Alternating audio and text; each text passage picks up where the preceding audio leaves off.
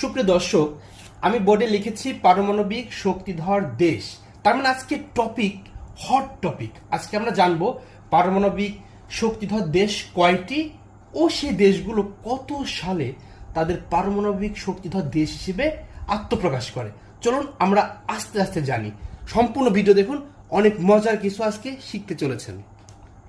বন্ধুরা, এবার আমরা জানবো কোন দেশ, কোন 8টা দেশ।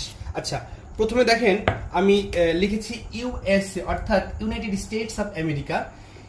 এটা হচ্ছে পারমাণবিক শক্তিধর দেশের মধ্যে প্রথম শক্তিধর দেশ হিসেবে আত্মপ্রকাশ করে 1945 সালে। আপনারা জানেন এই সালটা এতটাই গুরুত্বপূর্ণ কারণ এটা দ্বিতীয় বিশ্বযুদ্ধের সময়, দ্বিতীয় ওয়ার্ল্ড ওয়ারের সময় প্রথম যে বোমটা ফেলা হয় জাপানে, হিরোশিমা এবং নাগাসাকিতে 1945 সালে। সুতরাং ইউএসএ প্রথম দেশ হিসেবে আত্মপ্রকাশ করে 1945 সালে। আচ্ছা, দ্বিতীয় দেশ হিসেবে রাশিয়া। আসলে তখন রাশিয়া ছিল না, তখন ছিল সোভিয়েত ইউনিয়ন। আমরা সোভিয়েত ইউনিয়নটাকে এখন রাশিয়া হিসেবে বলছি। তারা দ্বিতীয় দেশ হিসেবে, শক্তিধর দেশ হিসেবে 1949 সালে আত্মপ্রকাশ করে। 3 নম্বর ইউকে, অর্থাৎ ইংল্যান্ড যদি বলতে পারেন, ইউনাইটেড কিংডম 1952 সালে।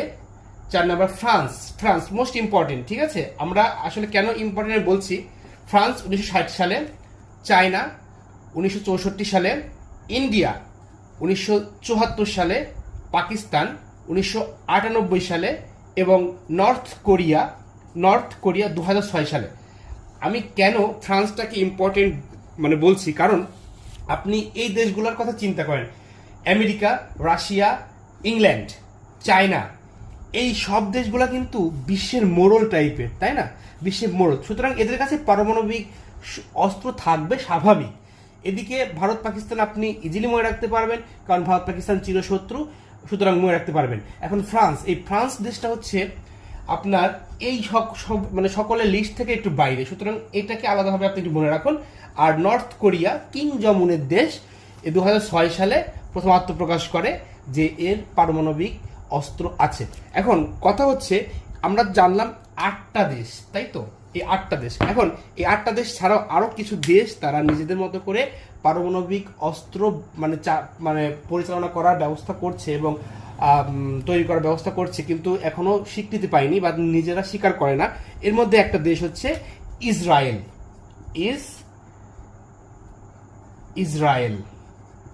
এই ইসরায়েল দেশটা এদের হয়তো পারমাণবিক শক্তিধর দেশ হতে পারে, কিন্তু এরা কোনোভাবেই স্বীকার করে না। সুতরাং আমরা এটা যেহেতু স্বীকার করে না বা যেহেতু কোনো বইয়ে বা কোথাও তথ্য নাই যে এই লিস্টেড, সুতরাং আমরা 8টি দেশ হিসেবেই কাউন্ট করব।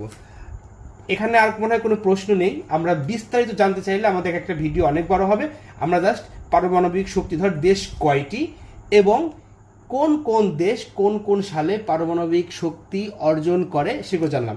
আপনারা এখন যে ম্যাপটা দেখতে পাচ্ছেন, এই ম্যাপে সুন্দর করে ওয়ার্ল্ড ম্যাপে দেখানো হয়েছে কোন কোন দেশ, ওই লাল যে জায়গাগুলো আপনি খেয়াল করে দেখেন, লাল যে জায়গাগুলো, এই দেশগুলো পারমাণবিক শক্তিধর দেশ।